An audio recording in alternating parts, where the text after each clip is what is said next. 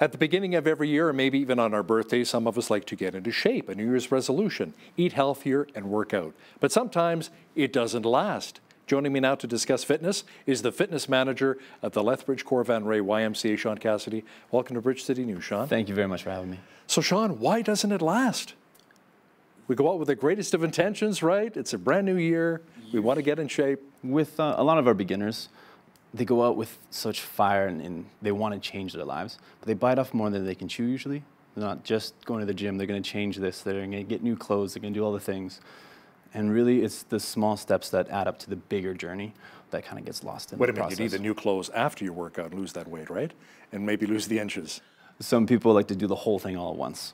So overall here in southwestern Alberta, do you think that we do have a mind towards fitness and people are very active? Or do you think we need to improve in that area a little bit? I think, at least around here, we all have that one or two friends that are really fit, really in shape. But according to stats, we're about 17%, 17% of all adults are not reaching our prescribed 150 minutes of cardiovascular activity per week. And a lot of the shape that we are, whether it's a pear shape or a much more flattering shape, is it because of what we're putting in our mouth, even more so than the working out? The poor eating habits, perhaps? It's two sides of the same coin there, right? Like, you are what you eat, but you can moderate what you're eating with the exercise and the physical activity. Let's talk about how regular workouts not only impact our physical health, but our mental health as well. So on the mental side of it, there's been a lot of research, and they actually are using physical activity as a treatment for clinical depression. Your brain releases endorphins after a workout, and then there's no use of medication. Your brain's taking care of itself. I guess helping with anxiety issues as well, right? Or if you're stressed out at work, yeah, take it out on the weights. Yeah, it's a great way to burn off some energy, both physically and mentally. How important, Sean, is maybe stretching before and after we work out? Well, before, quick light stretches or some dynamic stretches kind of prep you for your workout, as well as it lets you know if there's any underlying injuries that you may not be aware of. And then after your workout, now that your body's warm, you're actually able to kind of sink into those stretches, especially if you're using static stretching, to increase that range of motion, to kind of return your body back to a homeostasis state, or something that you're back to the norm. What advice would you give to someone, Sean, that wants to start working out for the very first time as a beginner? Start taking slow. Those baby steps, right? Start baby steps. Okay. Get to the gym, get used to the space, develop a routine, and then progressively increase the load or increase the intensity slowly over weeks and months, as opposed to Monday doing one thing, and by Friday you're doing 25 things. And what I like about the Cor Van Ray YMCA as well as I can go shoot baskets. You've got the nice gym there as well. I can maybe swim some laps, right? You've got the wave pool, which is fun. And then the hot tub as well, right? Yeah, no, it's a variety. We're very blessed to have all those options available. And our staff would love to take anybody through it to really implement it all into a healthier lifestyle. So let's talk about the cardiovascular, how important it is, and what are some good alternatives to maybe jogging?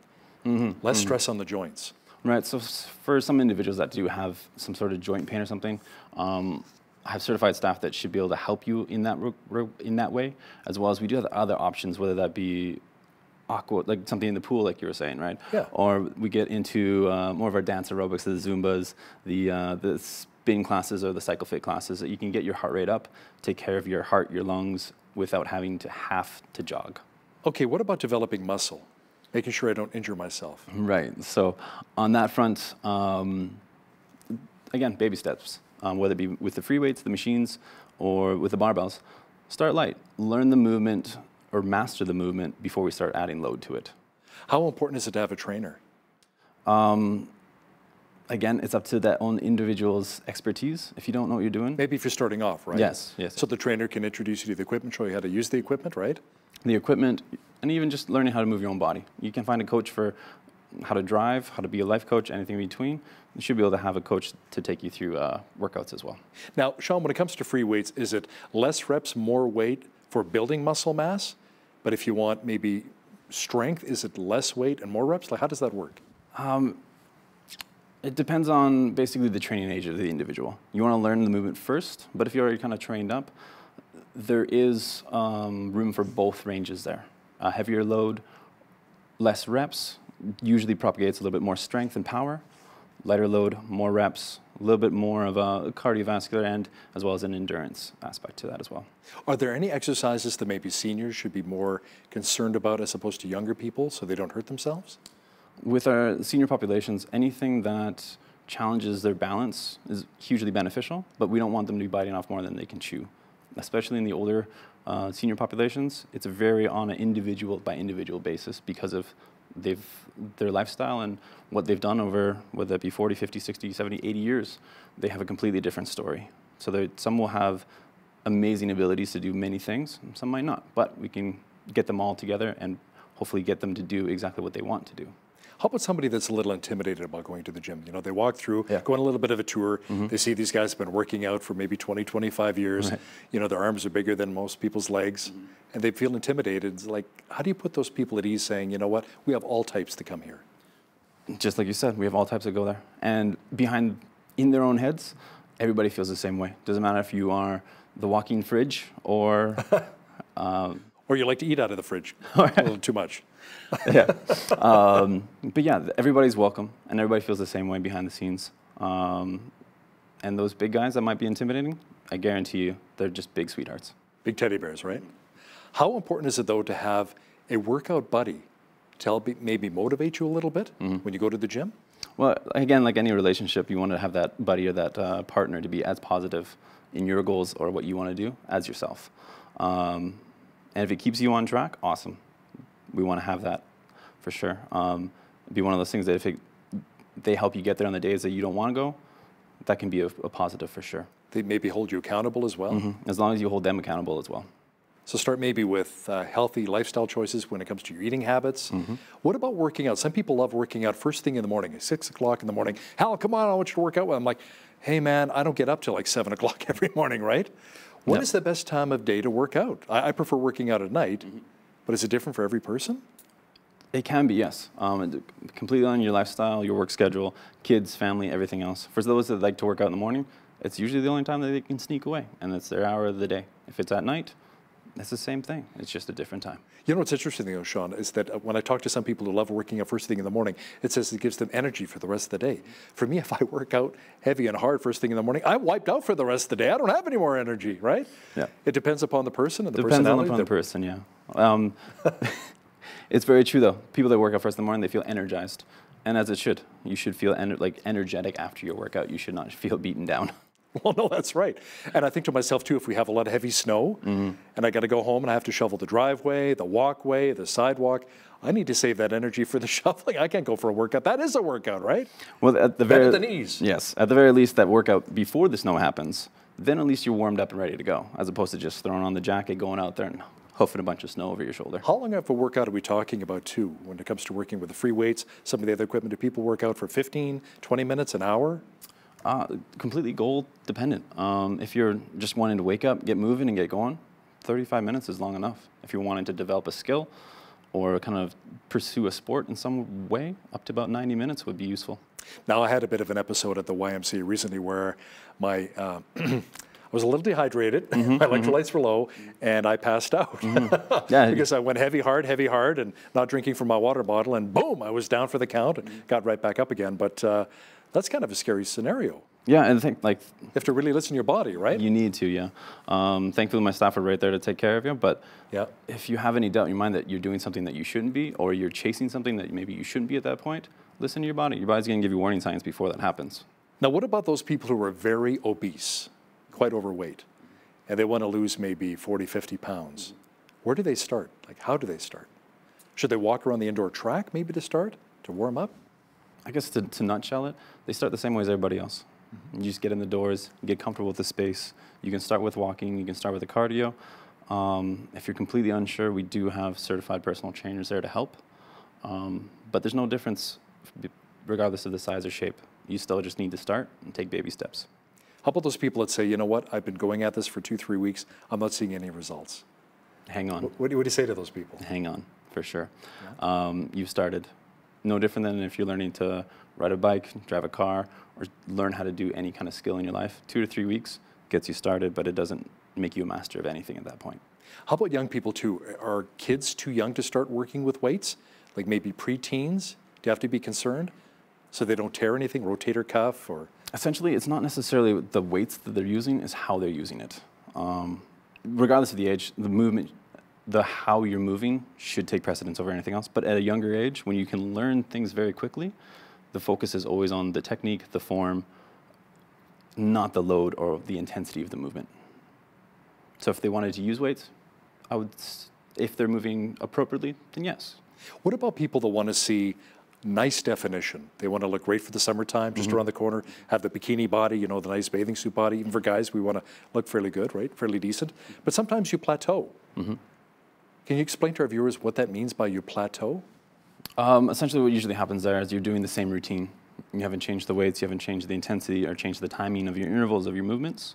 And everything's kind of hit that kind of stalemate portion. To really switch things up, you're either going to change your intensity, you're going to change your rest, or you're going to change your nutrition. What we can adjust in the gym is either just switching out the movements, switching out your rest times, or increasing your load. How important are protein shakes, and why are they vital? They are an important component of your nutrition. I wouldn't say that they're the most vital important portion. After your workout, having an extra bit of protein does help your body synthesize torn or damaged muscles from your workout, so they come back stronger and leaner, ideally. What would you advise somebody use before or eat before they actually start their workout? Maybe a couple of burgers, a Slurpee? What do you think? Probably not, unless you have a gut that's made out of steel. Not anymore. Not anymore. Used to. Cast iron gut, not anymore, no. Before your workout, you want to kind of have something that's easily digestible, some easy carbohydrate, a little bit of fat, just kind of slow that process down so you got energy throughout your workout. Again, it's really going to depend on what your workout looks like, what your goal is, what your sport is, what your background is. Working out at a gym is kind of cool as well because there's a social aspect of it, right? You get to know more people in your community, and you can make more relationships and meet new friends. Let's talk about that. So I mean, we're very fortunate at the YMCA. We have close to 9,000 members at this point. Wow. We have over 60. Just in Lethbridge? Yeah. Wow. Yeah. We have over 60 fitness classes. We have 156,000 square feet to play on. And it can be a very social atmosphere for sure. Bring in your friends. You can do many things, not just the gym. You can play basketball, go to the pool, all the above. But if you want to go in there and be not social, you can do that as well. There's enough space there to do whatever you need to do. But Sean, what happened to the racquetball courts, man? I used to play that all the time in the 80s, racquetball and squash. They don't exist anymore. Why is that? What's going on? That was good cardio. It was a lot of fun. It is a lot of fun, unfortunately. But for use of space or using it for multiple different things, wasn't the best bet for our community. To be able to have a large open gymnasium where we can play multiple sports, that was kind of the decision moving forward. We wanted to help and facilitate to the entire community, unfortunately not just the racquetball community. Now, how does that work when it comes to memberships? Can people pay month to month, or do they have to pay the full year up front? How does that work? Both. Being that we're a nonprofit and a charity organization, the price doesn't really change if you pay for month or the year. It is just kind of how it is. And that includes a lot of the fitness classes as well? Yes. But if you want to hire a trainer, that's extra, is it? Yes, yes. Although the drop-in fitness classes are part of your membership, the entire facility is part of your membership, not just the gym, not just the pool, not just the gymnasiums. But we do offer services outside of your membership, specific programs, whether it be for sport, for personal training, for coaching, or for the pool for swimming classes, so swimming lessons for the kids. And is the YMCA, the Cor Van Ray YMCA here in Lethbridge, one of the largest in Western Canada? It is the second largest in Canada. In Canada? Yeah, and it is the third largest in North America by land, or by the size of it, yes. Why so big? We got 100,000 people here. It does pose a bunch of challenges, but the way that... All that dusting, all that vacuuming, man. Oh, there's a ton. Yeah. But the way that Lethbridge has really grown and Southern Alberta has really grown, it felt like it was the right place for this. And I mean, the feedback from the community has been really positive, and I hope it continues to be as we kind of grow into whatever the community needs. Okay, one last thought, Sean, that you can leave with our viewers. People who are thinking of starting an exercise regime with the new year here. Start with whatever feels comfortable, but a little bit be outside of the norm. Once that becomes part of the norm, then just push that bubble a little bit further, and a little bit further, and a little bit further. It does take some time, and depending on where your start point is, it will take some time. But be specific on what your goal is, whether it be 5 pounds, 10 pounds, whether that's gaining, losing, or acquiring skills or something along those lines, be very specific. And then as you see that progression, you can celebrate those progressions as you move forward. You know, it's funny, I remember curling with 30, 40s, worked my way up to 45 pounders. I thought that was a lot, till I saw some guy curling with 90s. Right. I'm like, what? You're curling with 90-pound weights? Right. And again, it's just part of the journey, right? You're seeing that snapshot of where he is versus yourself. You don't know where he started, right? Exactly. Sean Cassidy, fitness manager with the Cor Van Ray YMCA here in Lethbridge. Thanks for joining me in studio today. Thank you very much.